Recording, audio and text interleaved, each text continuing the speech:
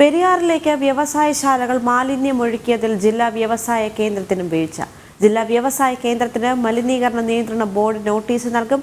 വ്യവസായശാലകൾക്ക് ഭൂമി അനുവദിക്കുമ്പോഴുള്ള വ്യവസ്ഥകൾ ലംഘിക്കുമ്പോഴും നടപടികളില്ലെന്നും പരാതി. വിവരങ്ങളുമായി രേഷ്മ ബാബു ചേരുകയാണ്. രേഷ്മ, എന്തൊക്കെയാണ് വിശദാംശങ്ങൾ? ദേവിക, പെരിയാറിൽ മലിനജലം കലർന്നതിനെ തുടർന്ന് മത്സ്യങ്ങൾ ചത്തുപൊങ്ങിയ ഒരു സാഹചര്യം ഉണ്ടായിരുന്നു. അതിനെ തുടർന്ന് PCB ഉദ്യോഗസ്ഥർ സ്ഥലത്ത് എത്തുകയും പരിശോധന നടത്തുകയും ചെയ്തിരുന്നു. ഹൈക്കോടതിയുടെ നേതൃത്വത്തിലുള്ള ഒരു വിദഗ്ധ സമിതി കഴിഞ്ഞ ദിവസം സ്ഥലം സന്ദർശിക്കുകയും ഈ ജലസാമ്പിളുകൾ ശേഖരിച്ച് കൊണ്ടുപോവുകയും ചെയ്തിരുന്നു. അതിന്റെ റിപ്പോർട്ട് ഹൈക്കോടതിയിൽ അടുത്ത ദിവസങ്ങളിൽ സമർപ്പിക്കുമെന്നായിരുന്നു വിദഗ്ധ സമിതി വ്യക്തമാക്കിയത്. അതിനിടയിൽ തന്നെയാണ് ഈ ജില്ലാ വ്യവസായ കേന്ദ്രത്തിന്റെ ഭാഗത്തു നിന്നും വീഴ്ചകൾ ഉണ്ടായി എന്നുള്ള വിവരം കൂടി പുറത്തു വരുന്നത്. അതായത് മലിനീകരണ നിയന്ത്രണ ബോർഡ് നിലവിൽ ജില്ലാ വ്യവസായ കേന്ദ്രത്തിന് ഉടൻ തന്നെ നോട്ടീസ് നൽകും. നേരത്തെ ഏകദേശം ഈ ഏലൂർ എടയാർ വ്യവസായ മേഖലയിൽ 280ഓളം കമ്പനികളാണ് പ്രവർത്തിക്കുന്നത്. ഈ 280 കമ്പനികളിൽ ഭൂരിഭാഗം കമ്പനികൾക്കും ട്രീറ്റ്മെന്റ് പ്ലാന്റ് ഇല്ല. സാധാരണഗതിയിൽ കമ്പനികൾ തുടങ്ങുന്ന സമയത്ത് തന്നെ മലിനീകരണ നിയന്ത്രണ ചട്ടപ്രകാരം ട്രീറ്റ്മെന്റ് പ്ലാന്റുകൾ സ്ഥാപിക്കേണ്ടതുണ്ട്. പക്ഷേ ഈ ഒരു ചട്ടങ്ങളൊക്കെ തന്നെ ലംഘിച്ചുകൊണ്ട് തന്നെയാണ് മിക്ക കമ്പനികളും എടയാർ ഏലൂർ വ്യവസായ മേഖലയിൽ പ്രവർത്തിച്ചുകൊണ്ടിരിക്കുന്നത്. അതിനെതിരെ ശക്തമായിട്ടുള്ള നടപടി സ്വീകരിക്കാൻ ഇതുവരെ ജില്ലാ വ്യവസായ കേന്ദ്രത്തിന് സാധിച്ചിട്ടില്ല.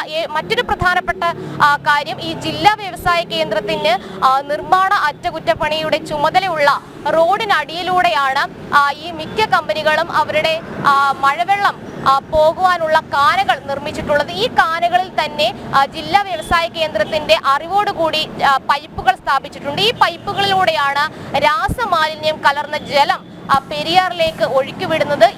ഇത്തരത്തിൽ മാലിന്യം കലർന്ന ജലം ഒഴുക്കിവിടുന്നത് കണ്ടെത്തുവാനോ അല്ലെങ്കിൽ ഈ വ്യവസായശാലകൾ തുടങ്ങുന്ന സമയത്ത് അവർക്ക് ഭൂമി അനുവദിക്കുന്ന സമയത്ത് ചില നിബന്ധനകൾ മുന്നോട്ട് വയ്ക്കും. ഈ നിബന്ധനകൾ പാലിക്കാത്ത കമ്പനികൾക്കെതിരെ നടപടി സ്വീകരിക്കുവാനോ ജില്ലാ വ്യവസായ കേന്ദ്രം മറ്റ് നീക്കങ്ങളൊന്നും നടത്തുന്നില്ല, അല്ലെങ്കിൽ നടപടികൾ സ്വീകരിക്കുന്നില്ല.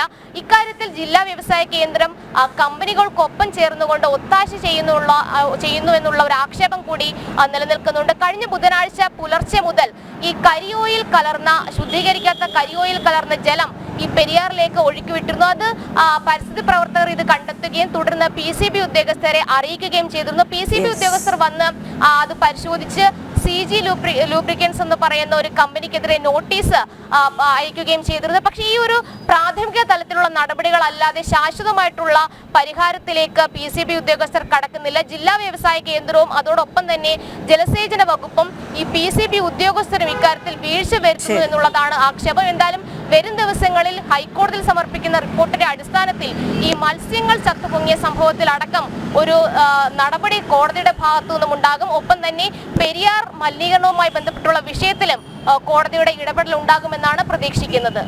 റൈറ്റ്. കൊച്ചിയിൽ നിന്ന് രേഷ്മ ബാബു വിവരങ്ങൾ പങ്കുവച്ചു.